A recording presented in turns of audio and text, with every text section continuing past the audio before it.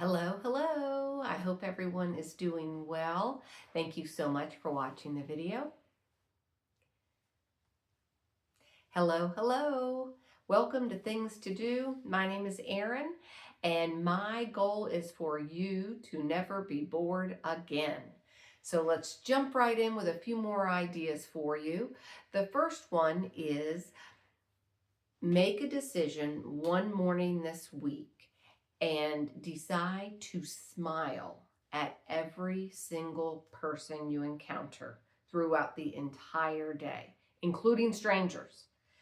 You will be amazed at what a difference it makes.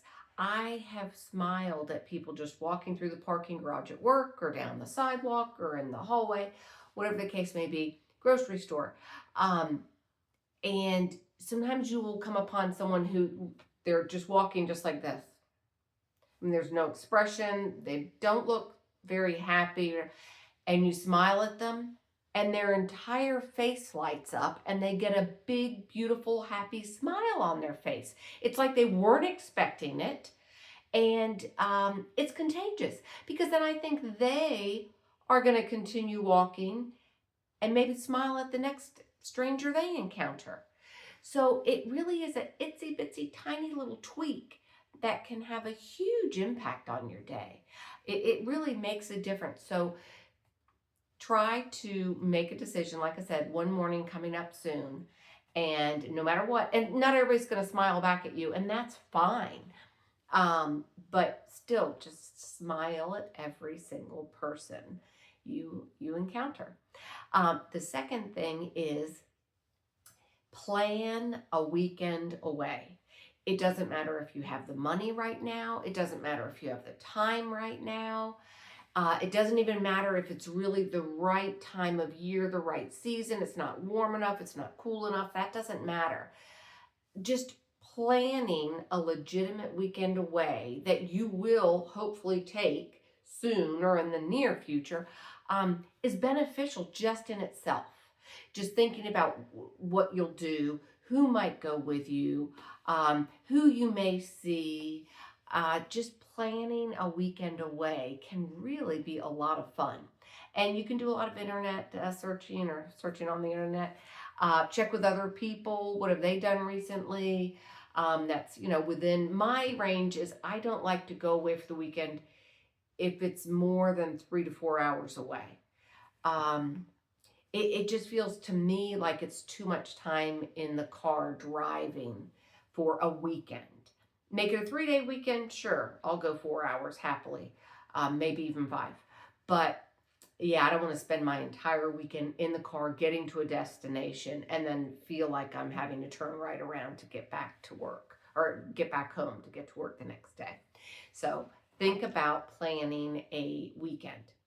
The next thing is, and this one is one of the deeper ones, kind of thought-provoking, start a historical journal.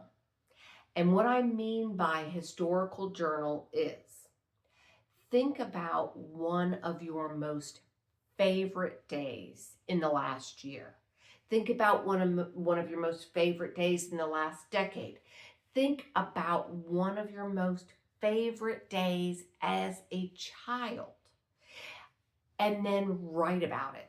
Write the date, and it can be winter 2015. You don't even know.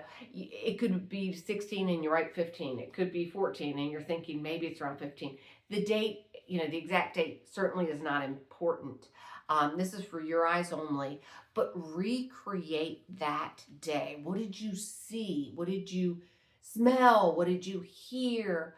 Just with all the descriptive words you can get down on that paper as fast as possible.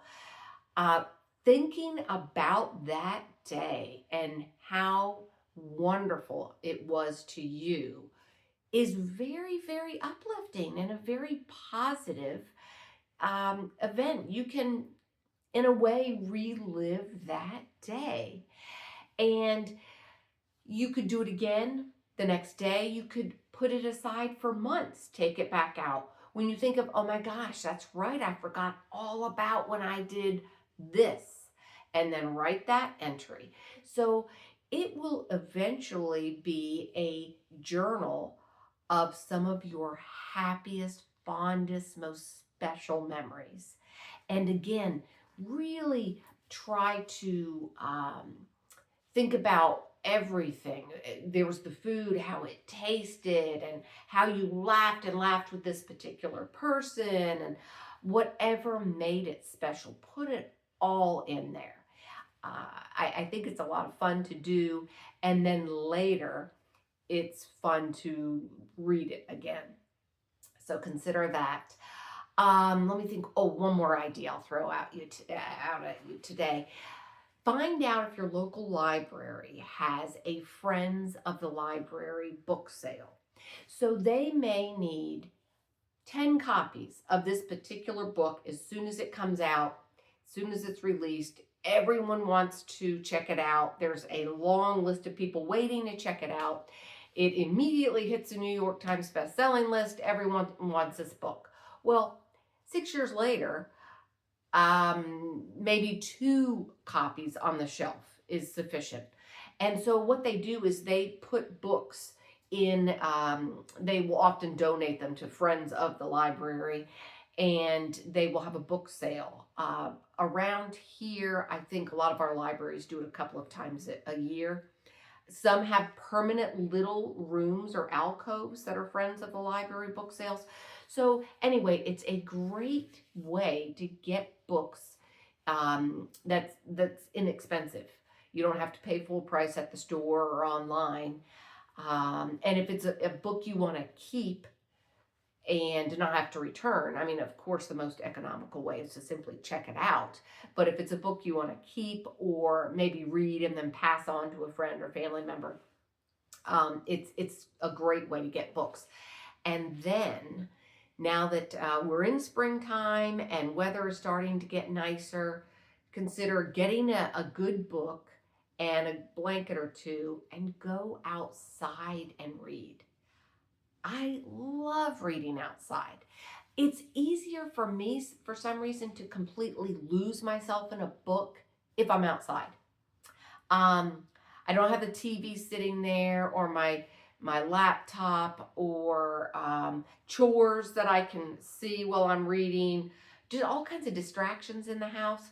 And so to go outside, yes, there's the birds are singing and all kinds of great things outside. But for me personally, it's just easier to really, really dive into a book and turn everything off. And I mean, it's just great to get fresh air and be outdoors. So consider reading outside. That's all I have for you today, but I greatly appreciate you watching. Please consider subscribing, and I will see you soon with a few more ideas of things to do. Thank you.